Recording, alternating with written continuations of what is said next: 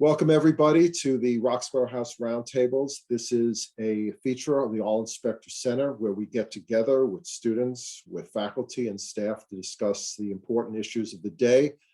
Today is a very special roundtable. We are discussing the crisis in the Ukraine, and we have a very special panel, which I'd like to introduce before handing it off to our moderator. We have Dr. Raju Parakkal, who's Associate Professor of International Relations. We have Dr. Tom Schrand, Associate Dean for General Education and Professor of History. We have our special guest, Dr. Aleksandr Kvasov, who's an Adjunct Professor of Global Politics, who was born in the former Soviet Union, and he closely follows developments in contemporary Russia and has definitely a particular focus on the events that are going on today. And of course, Dr. Samuel Weeks, who's Assistant Professor of Anthropology, who will serve as our moderator today. Dr. Weeks. Hi, everyone. It's a pleasure to be here with you all today. Hopefully soon we'll be able to do this in person. There's a bit of a... Everybody please go on mute. Everybody mute.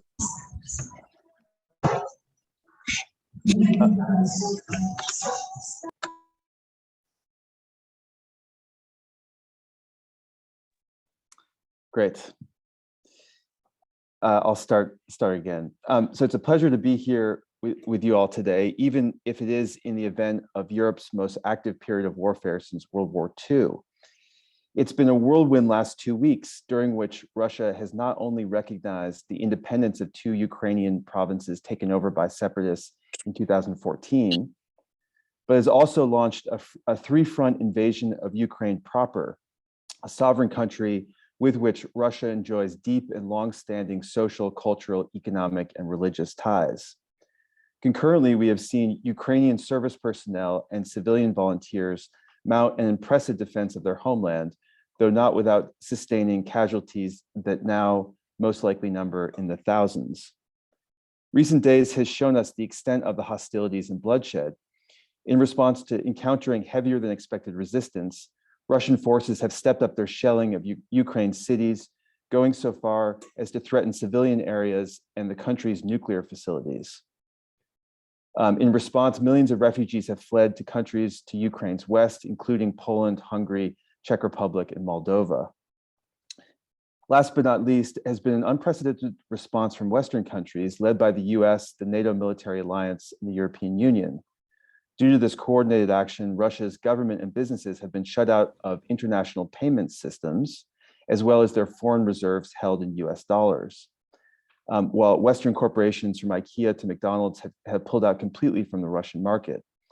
All of these measures and sanctions have caused the Russian ruble to lose more than 50% of its value in international currency markets since the start of the invasion. And on that note, I would like to turn the floor over to Dr. Kvasov. And I have a question maybe to get us started here. And I'm, like many other commentators, I'm very interested in learning more about the tactics or the logic behind what Putin and other state elites are doing. And I'm thinking of two kind of responses here. On the one hand, we've seen like significant military interventions in Chechnya and Georgia. But on the other hand, in recent years, Putin has really excelled in more atraditional forms of warfare like trolling, cyber attacks, bluffing, threats, proxy wars. So why do you think that there's been this reversion to like brute military strength at the expense of a set of tactics that Putin has used to a good deal of success? So thank you for the introduction, both Evan and Sam. I appreciate it. There are many ways to answer this question. And I guess one way to start thinking about it is more along the lines of why now? Why not a year ago? Why not in the summer? Why not last summer? Why wait till the winter? Why not a year from now in general? What stands in the way of making that decision later? I don't know the answer to that.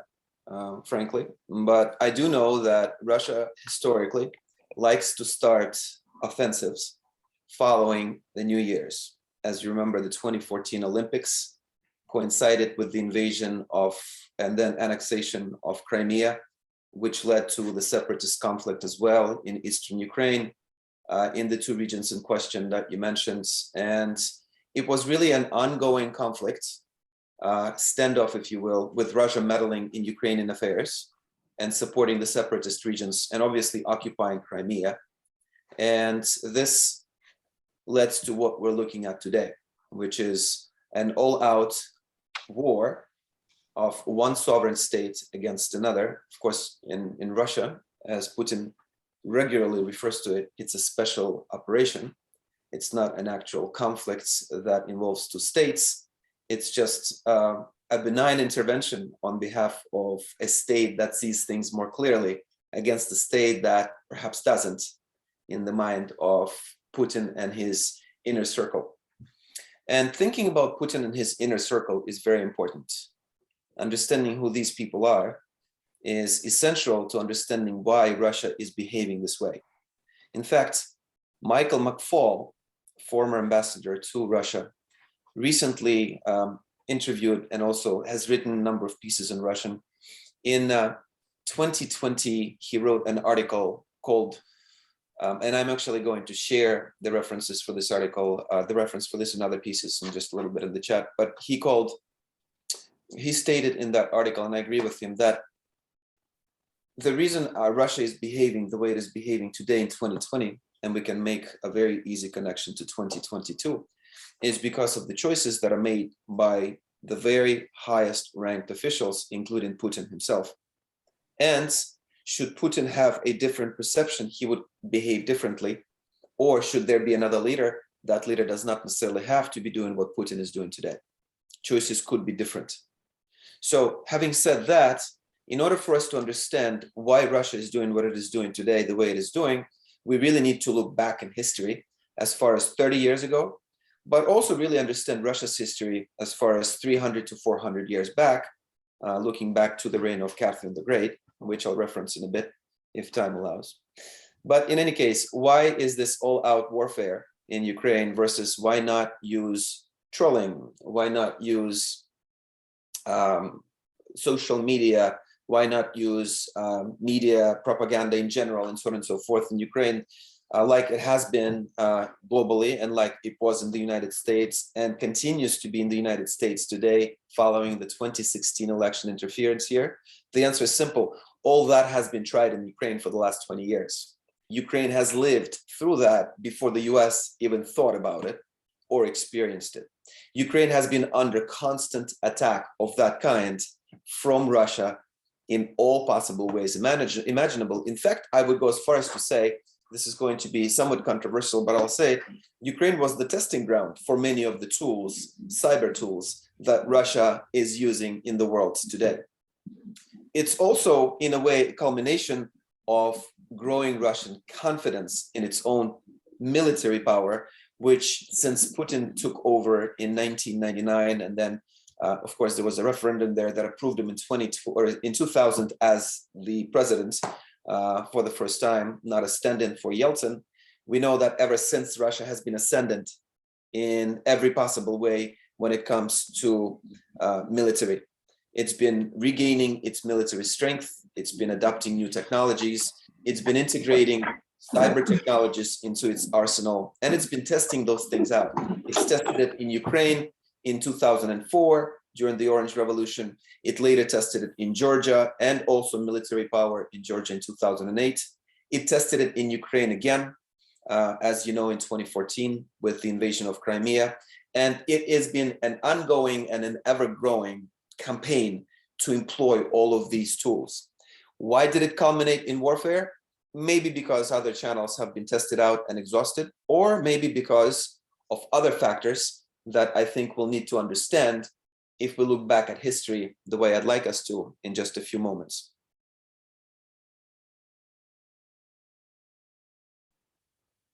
A follow-up from Sam, you're muted, or anybody else, I guess, in the chat.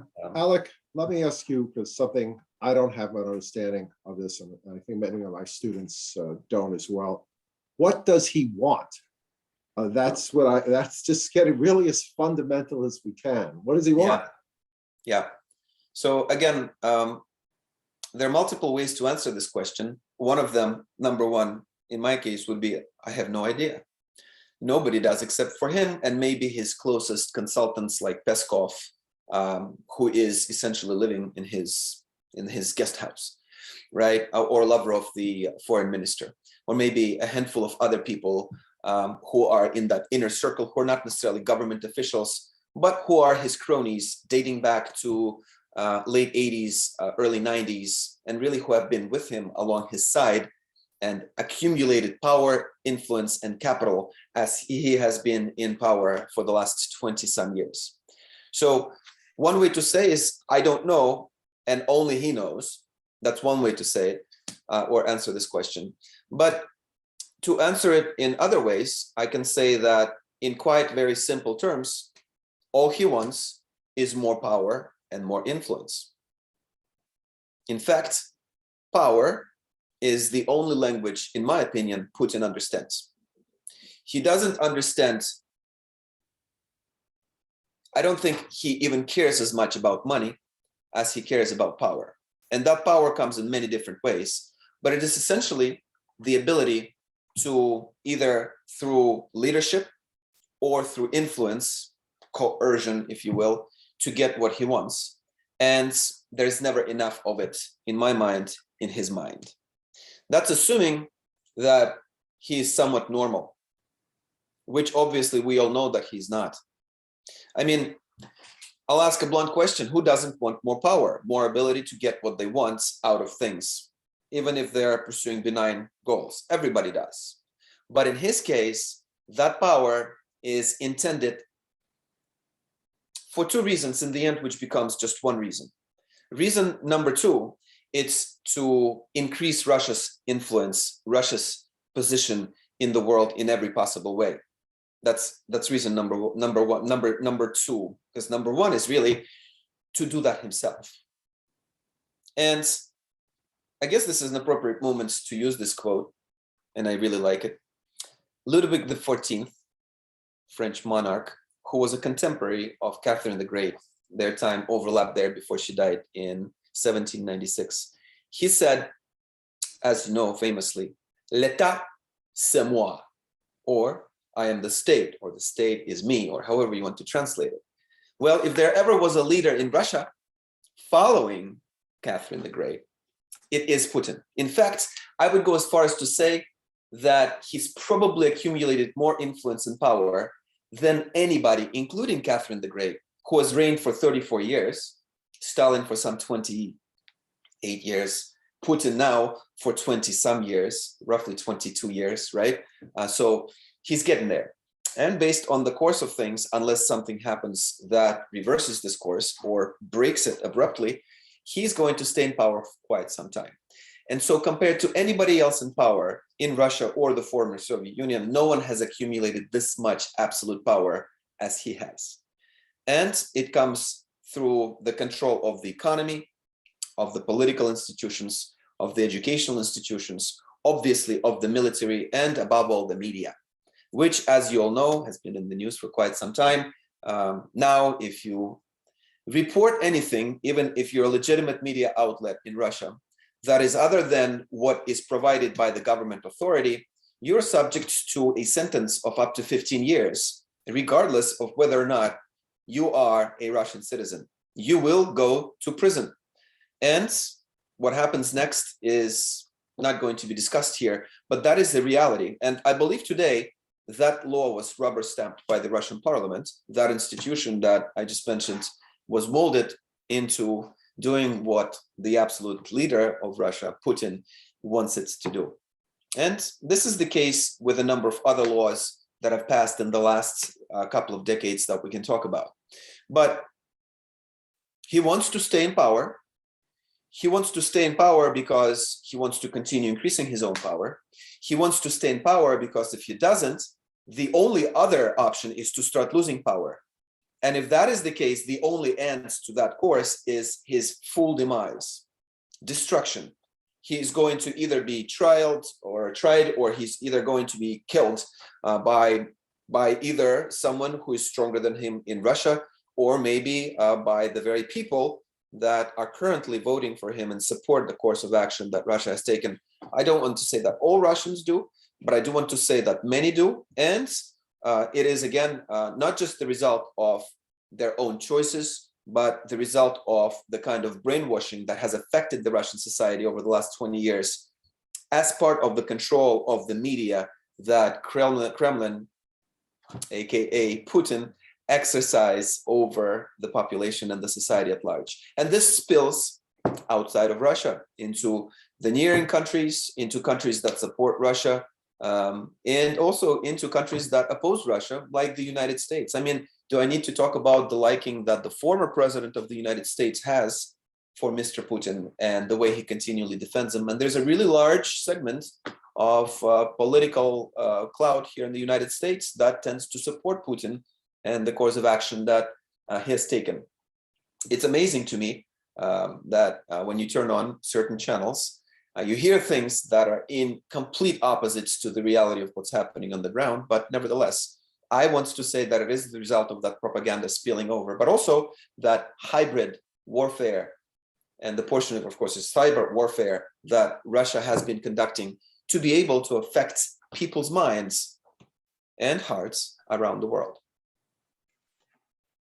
Hey, Alex, I just want to take that point that you said about what does, in response to Evan's question of what does Putin want? And you said it's power and more power. And I completely agree with you. And that leads me to ask and think about and analyze this question of, okay, what's the immediate end game here for Putin in terms of, okay, let's say he gets Ukraine, effective control, complete control over Kiev, everything. Is that going to satisfy him? If yes, for how long? So would like to hear your thoughts on that. My thoughts, of course, and I'll be happy to provide them. But if anybody, I do have some thoughts, but I want to hear, I'll be happy. You're the person. Yeah, go ahead. Of course. So the end game for him, and I'm going to quote Catherine the Great now: "The only way for me to defend my borders is to extend them." The end game for him is to have, in an ideal world, authoritarian dictators that are in agreement with his behavior and are willing to do what he wants them to do. Example, case in point, Belarus or Belarusia, whatever you want to call it, or Kazakhstan for that matter, right? Or Uzbekistan. Authoritarian dictators that you don't have to worry about, because they're going to do what they do and they'll be happy with it as long as they keep what they have. And as long as Putin supports them, they probably will. Again, case in point, Belarus, right? There's absolutely no doubt about that. And that is the case. But then when there are countries that have democratic tendencies, that are democratic, that wants to be more democratic, that wants to find the kind of stability that democracy brings with it, and of course, all the fruits of any kind of economic institutions that at their nexus are really good with democratic institutions, let's call it market economy. So anytime you have a country that is successful, that you can influence, that will ultimately result in undermining that country's success in any way, he's going to do that. And he's done that even in stable countries all across Europe. Any politician who is populist, who is against status quo, who exhibits radical or right-wing tendencies that reflects the values that Putin holds himself, or the values opposite to those of status quo, which reflect the democratic institutions, he is going to support. Russia has funded campaigns of people like Marine Le Pen in France. He's done that in all across Europe. He's done it in Hungary. He's done it in Czech Republic, in Serbia. In Serbia, I don't know if you know this or not, there was a meeting in support, or a protest in support of Putin. And guess what they all wore? The Z emblems on their uniforms, on their chests, or they carried flags with the Z that is now painted on Russian vehicles that are pouring into Ukraine, right? Or the V, or the Z, or the W, or all of the above, or the one in the square, you name it. But anyways, it's become a symbol, which I think is the result of the extent to which Russia has been able to control people's minds and sell the version of reality that it wants people to ingest. And we can talk about that when we talk about Putinism. And I would really like to talk about Putinism at some point today. But I will say that Putin's end goal is to either have a fully obedient government in Ukraine, which will never happen, or he will succeed if Ukraine is in perpetual state of instability. Call it guerrilla warfare, call it civil war, call it some sort of other protracted conflicts, as long as Ukraine is that and not stable, transitioning from one president to the other with regular elections that are not rigged in any way, and approaching a possibility of closer ties with the European Union, then he has succeeded. Yeah, and I do think about this in the context of the expansion of the eastward expansion of NATO. And I'm wondering, because back in the day, all the other countries like, Poland, Romania, Bulgaria, they all provided a buffer to Russia, to the Soviet Union. But now, let's say Ukraine becomes part of Russia. There's no more Ukraine. It's a land territory, part of Russia. There's no buffer. So it makes a lot of sense. And what you're saying is that, Putin does not want Ukraine to be part of Russia, but Putin wants a Ukraine that is almost like a puppet state of Russia, so that it won't come closer to NATO or to the EU. He doesn't hide this intent. Yeah. He says that he needs a government that is demilitarized, exactly, denazified, something we really do need to talk about here as well, and obedience to the Russian government, right? And then let it be, let it live there. And when it needs our help, will come to it. And again, he would love to have a second Belarusia or Belarus in the name of Ukraine there. He would absolutely love it. And if you're wondering what life would be like for Poland, for, I don't know, countries that border Ukraine, Moldova, and so on and so forth, if you wonder what life is going to be like for them living next to a puppet government, just look north and look at Belarus and look at what's happening there and its Western neighbors. And that is what life is going to be like. And that's in the best case scenario. That's assuming that there's some sort of best case scenario for Putin, assuming that there's some sort of stability achieved there. And he will absolutely love that. And if you think Moldova is next, I would say, yeah. If Ukraine is success, there's a puppet government there, hands down, former Soviet state Moldova is next. Yeah. Do we think that he might go as far as Estonia, Lithuania, and Latvia? That's going to be really hard to do because they're in the NATO. But there has been talk about demilitarizing them as well. And there will be talk about denazifying them as well, I'm sure, or de-radicalizing them, or whatever you want to call it. Because whenever you want someone to be disliked, you put a label on them, call them Nazis. And that's what they've been doing really, really successfully, a blanket statement. And of course, Nazis are for LGBTQ, Nazis are for women's rights, Nazis are for everything that is against the values that Putin and Putinism hold and attemptedly try to disseminate and reinforce throughout society, or societies for that matter, or the world for that matter. Sam, do you want to take over, or I mean, you want to continue?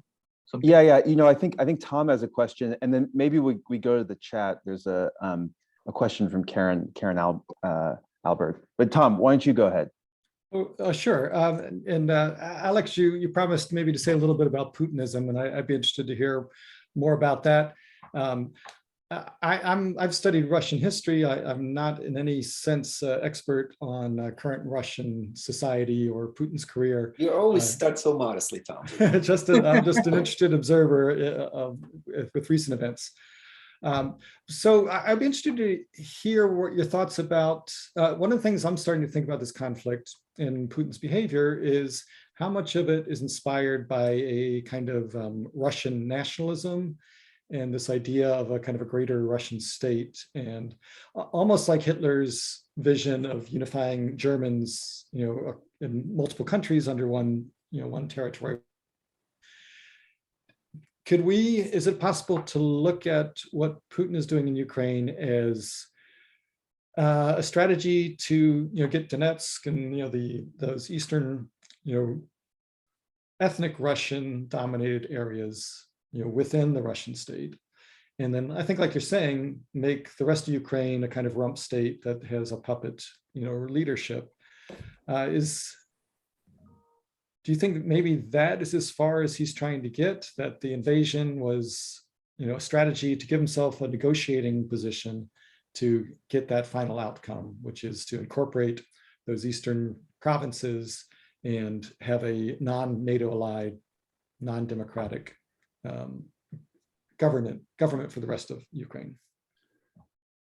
So that's a great question. And I do hope to get to talking about Putinism specifically, but very much a part of Putinism is an element that scholars have found as sort of a part of Russian culture, civilization, and psyche dating back centuries, and that is messianism.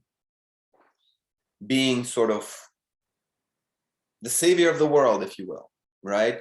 Being that beacon, but more than that, being the force that transforms the planet in a better way. So it's always been on the mind of all rulers of Russia, all of the Romanovs and all of the Soviet leaders. And some of them really genuinely did believe in the values, let's say, of Russia or later of the Soviet Union. And they really did think that those values can in fact change the world for the better. I mean, if you think about the Bolsheviks and then later the communists, think about Karl Marx for that matter. And what you realize is that, they really did have a well-meaning plan for trying to rescue humanity and make the world more egalitarian and sort of better for a common person. They did have that. And there were leaders in the Soviet Union. There were people in the government of the Soviet Union that have really thought about this and truly believed this idea and committed themselves to it. And there were some good things that came out of it. Soviet Union brought a lot of good things to many parts of the world. And we're not just talking about free oil to countries like Cuba, right? We're talking about educational institutions. We're talking about medical improvements or advancements. We're talking about scientific advancements, right? Many countries around the world can thank the Soviet Union for having a nuclear plant, for example. So just, now let's not open up that kind of worms. Do we believe in nuclear technology or not? That's a different conversation we can have. Maybe that one will get 80 people or more, Evan. But in any case, if you think about what Russia is trying to accomplish in an ultimate sort of outcome for Putin, it would be puppet governments in former Soviet states or authoritarian governments that are in full agreement with him without any opposition to him. Case in point, I've already named a couple. We can talk about more. But then you have China that seems to be aligned with Russia more than less and may in fact either help the situation in Ukraine or worsen it if it buys Russian oil and minerals and so on and so forth. We'll see what happens. But the point is that in an ideal world, Russia would be surrounded by states like that, states with puppet governments or states in turmoil, which Ukraine might become. And then from there, it can actually wage that hybrid warfare for countries that aren't unstable and countries that are democratic, countries that Putin sees as threatening to him. And one simple reason for why any democratic state would be threatening to Putin is simple. It's eponymous with what I just said. It's democracy, right? It's that right to choose, to speak up, to associate, to essentially be your own agent of socio-political and economic change. That doesn't sit or bode well with Putin and the system that he has created in the country, which is really intended for one purpose only, to maintain and increase his own power. Thence Putinism, which has his name in the root of the word. But in any case, and then from there he can wage warfare. He's already done that. His attempted and continued ongoing efforts to divide societies with democratic institutions are only going to increase. We're going to see more of what happened here in 2016 all around the world. And it's been happening. It's not like it stopped. It's ongoing.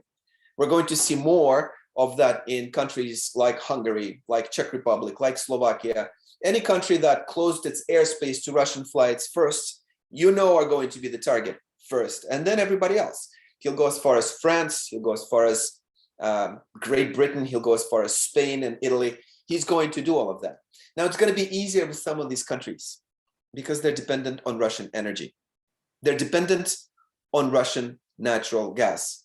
I don't know if I misread it. There was a headline a few days ago, but is a cubic meter of natural gas in Germany, is it costing something like thousands of dollars? I mean, correct me if I'm wrong, but it's something insane, right? And I'm not sure how long that is going to go on before some of these countries are going to break and compromise. I don't know how much longer we can wait, especially considering that it's winter time, and that could be one of the reasons for why it happened in the winter. It's easier to control societies that are dependent on energy in the winter than it is in the summer. And so that's what I see as a future if there's success and no catastrophic outcome to this particular conflict. And catastrophic outcome is something we do need to think about. And of course, you know what I'm referring to. It's his threat. It's continued ongoing conversation about the use of nuclear weapons.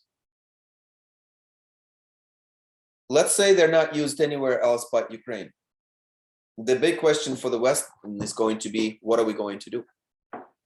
Since we're not taking part in it now, turn on the news right now.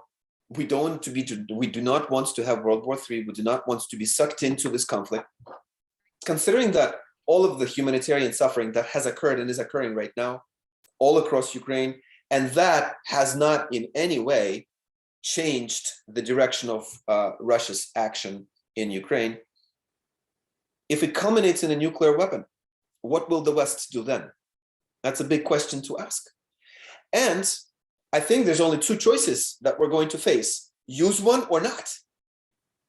I don't think there's going to be another way around it. And if the West doesn't use the nuclear weapon in response, then what are the alternatives there, other than letting Putin continue to do what he does with that big stick in his hand?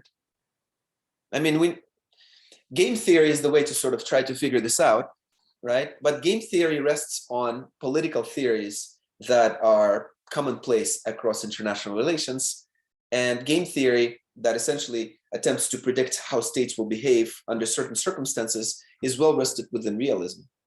Putinism is not realism.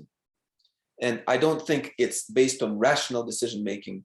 I don't think it's based on logical outcomes and weighing of the costs and benefits of your actions. It's based more on opportunity.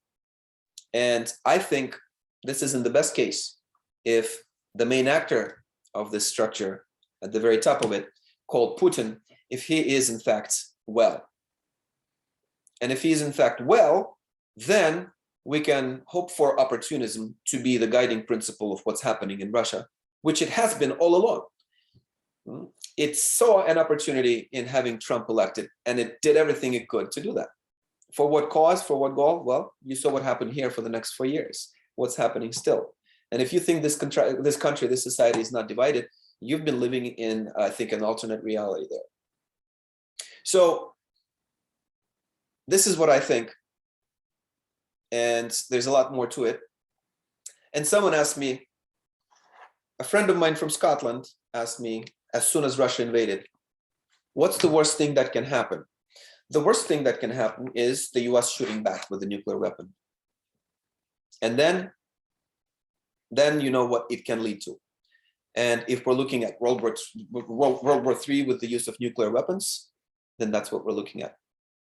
I told him this all can end very quickly if that happens. And by this, I mean the world that we know. And this is very realistic. This is very serious. We have not come this close to a threat of the use of nuclear weapons by an absolute leader of a country that possesses one of the largest, if not the largest, arsenal of nuclear weapons, that has consistently upgraded it. We've never been this close to a threat like that, ever before. And because of the kind of absolute power accumulated by this one individual, and because of essentially no opposition to his ultimate decision-making. If there ever was anyone in history who can press that button as easily as he can, it is him. And we should be worried. I don't think nuclear conflict is off the table. And I also told my Scottish friend, his name is Geddes, I said, Geddes, the more isolated he becomes, the riskier is the situation. The more he's pushed by anything, sanctions, sale of weapons, death of Russian soldiers, attempts to wage hybrid warfare against Russia, the more he feels isolated and threatened, the more he will keep that case nearby.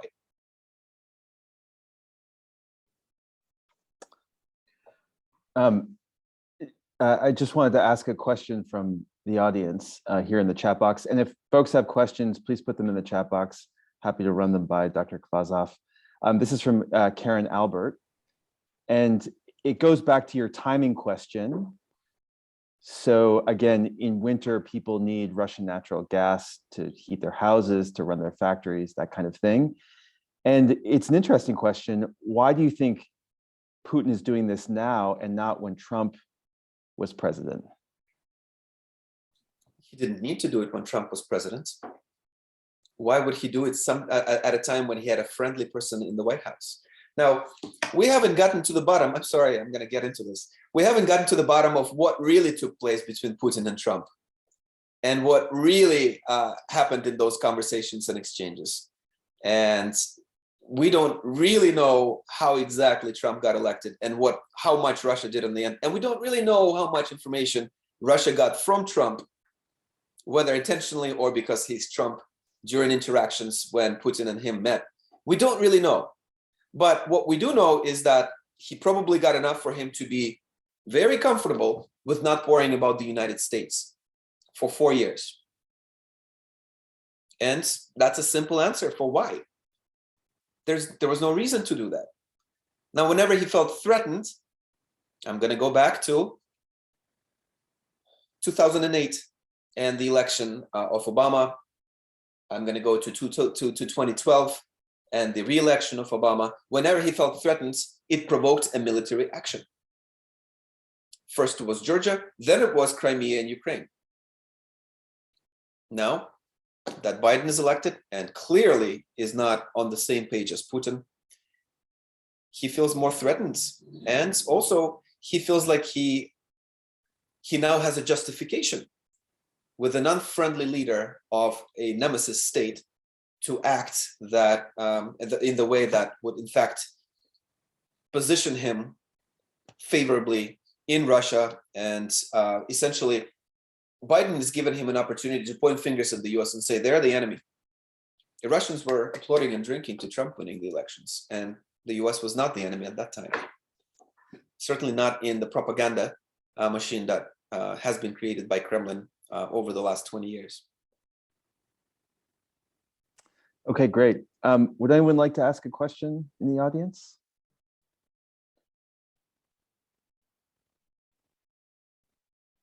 I think we're all kind of recovering for a moment from what was said. I would like to know, I don't understand the relationship between China and Russia. Historically, they weren't close. If anything, they were rivals. So I don't understand why the sudden friendship. Well, I'm not a China expert, so I couldn't speak for China for you. But I can tell you that, yes, what you said is true. At the same time, both of these are ascendant regional powers, both Russia and China. And yes, they compete. They compete with each other in certain areas, but at the same time, there's a lot of similarity between China and Russia. And what I mean by that is essentially in the kind of political system, just an overall appearance of the political system that exists, with one leader at the top with a lot of power, able to make decisions on his own behalf and the behalf of those who are very close to him. So in that sense, we're talking about two dictatorships. I'll call it what it is. And it's convenient for them to ally with each other or create an alliance with each other when there is an enemy that is threatening one or the other. And obviously China is a really interesting situation, Evan, having become what it has become for the world and the United States, and the extent to which there's so much dependency between China and the United States, and which is more dependent on which is not going to be discussed here today by me. But China is, I'd say, in a very precarious position. And I believe that China would not want to experience the brunt of the kinds of sanctions that Russia has experienced in any way, nor would they be beneficial to the Western consumer and just in general the world. And so I think China may hold a key to de-escalation. But at the same time, China is on its own path, and Messianism, I do believe, applies to China in Chinese culture and sort of their psyche or civilizational perspective on where they stand in the world now and historically. And in that sense, I think they would be willing to go further in supporting Putin and helping out by, I don't know, financing him, maybe buying his oil, maybe buying his minerals. I read an article in, I think it was The Economist, maybe a week ago, and it talked about how Russia is basically going to align its currency with Chinese renminbi, and it's not going to use the dollar any longer for measuring its own value. And if that's the case, that's only going to bring the two countries closer. I'm not sure if you know about this, but China and Russia have been working on an alternative to IMF for a really long time now. And they have this joint, I think it's called the Eurasian Bank for Development and Investment, or something along those lines. But they've been doing what IMF would be doing or is doing, except now representing the sort of values and overarching goals of these two countries together. And anyone that stands between Russia and China, so anyone north of India for that matter, so we're talking about Central Asia, parts of Southeast Asia, they're all within the fold of this potential, the influence of this potential financial institution. So there's a lot of projects that are ongoing between Russia and China. I'm not sure if you paid attention to it, but China and Russia had a series of military exercises in the Sea of Japan and just in general in the Pacific over the last several years. So they've been positioning themselves as partners, and China has been able to claim more territory in Southeast Asia, not just building things out of sand, which it is also doing, but also claiming maybe portions of territorial waters of some of the neighboring states. I believe it was Vietnam that claimed that China is now patrolling much closer to its coasts than it used to, claiming a portion of the territorial waters that used to belong to Vietnam as its own. But anyway, so if you're sitting here and you have no idea what I just said, I would say that two aggressive, ascendant, dictatorial systems, Russia and China, are pursuing their goals of growing their power and influence globally and asserting that globally, projecting that globally as much as possible. And in that, they can be cronies for some time until maybe their interests clash, truly clash. But until there is an external enemy that is big and threatening, by the way, democracy and democratic institutions are threatening to both, they're going to co-align and maintain some sort of civility, maybe even friendship in certain areas.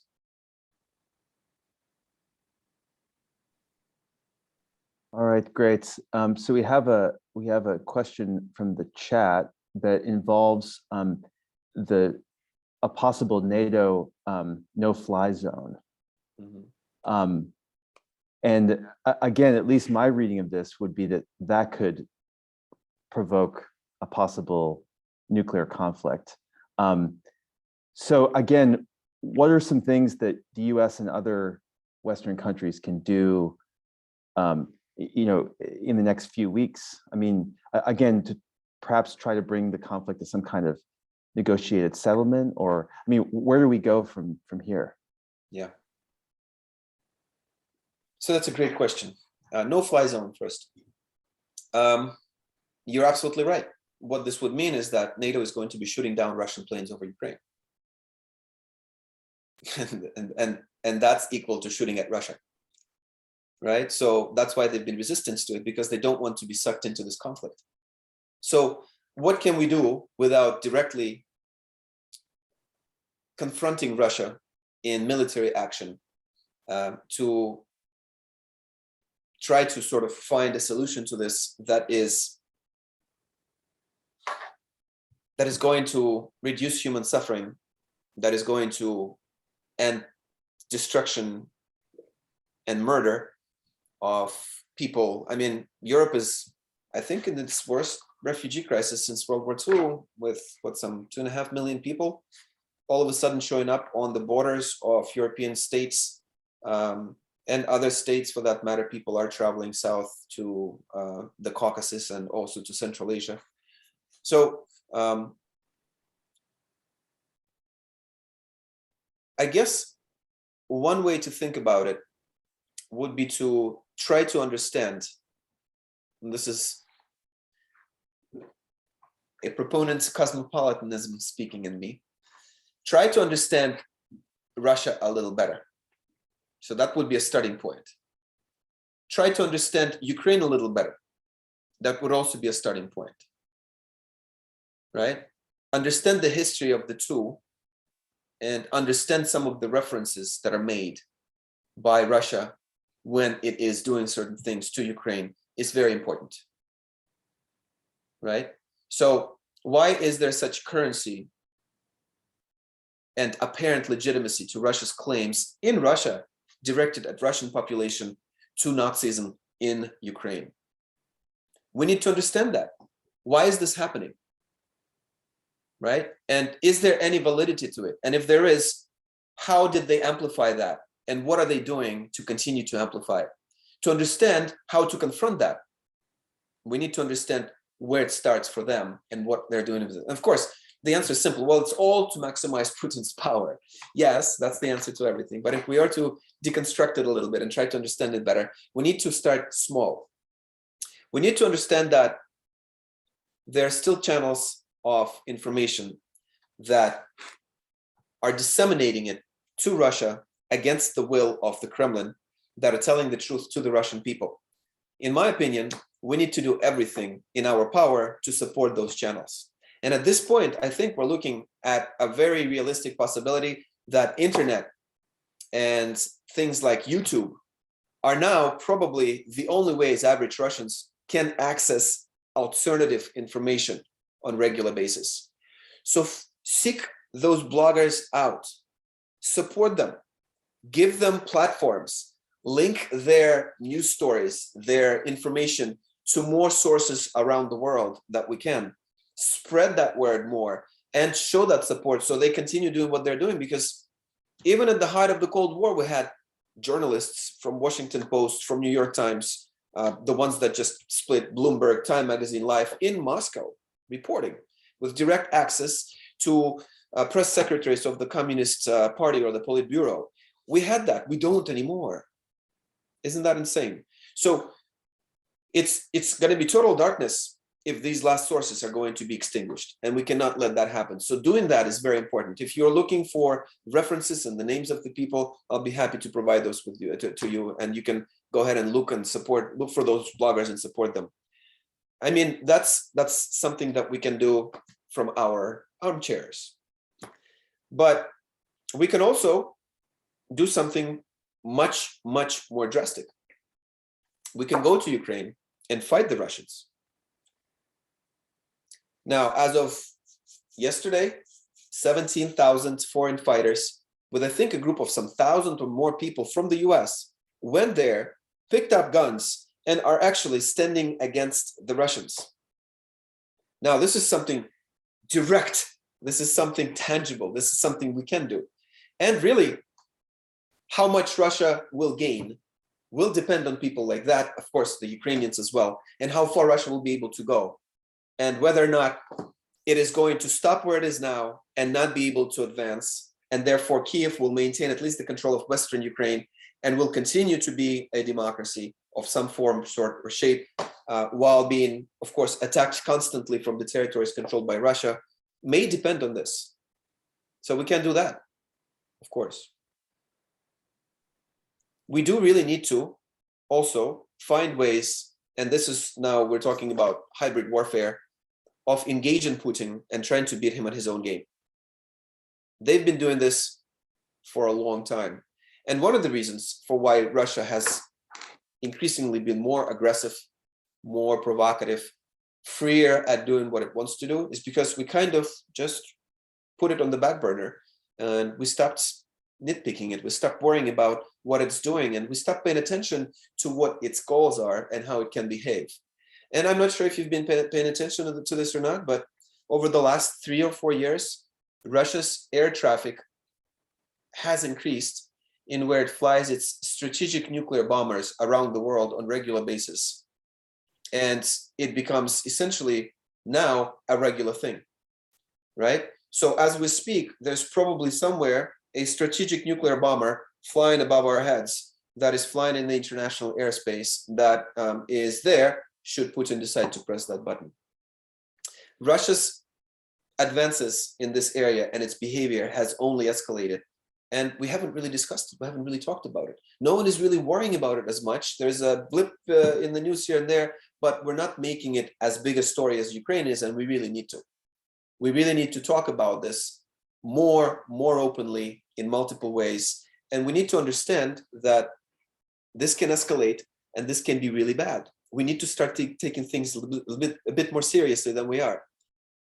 And it's not just living from election to election, it's living every day, trying to increase our understanding and trying to alter our behavior so that we can account for all of this and not just be informed, but also take some sort of action on our end to try to, I don't want to use the word undermine, but try to slow Russia's, short of the word right now, but let's call it Russia's advance. Alex, I have to take you up on that point that you mentioned about change our behavior, because I noticed a question in the chat, and I was hoping we could bring it up before we ended our conversation here, is about the continued existence, and I would add the word expansion of NATO.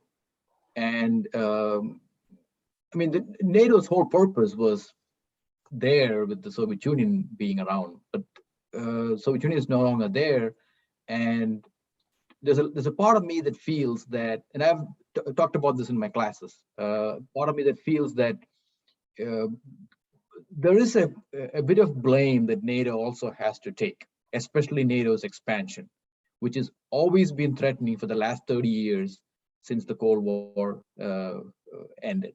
And I don't think we can completely understand this issue without understanding the dangers that expansion has brought to a large extent. So I would like to hear your thoughts on that, and I would also like to chime in if there's time left. Yeah, I agree with you. I'll go farther than that. I will say that the way the US has conducted and increased its own hegemony over the last 50 years is one of the direct results, or I should say one of the direct reasons for the results that we're seeing now.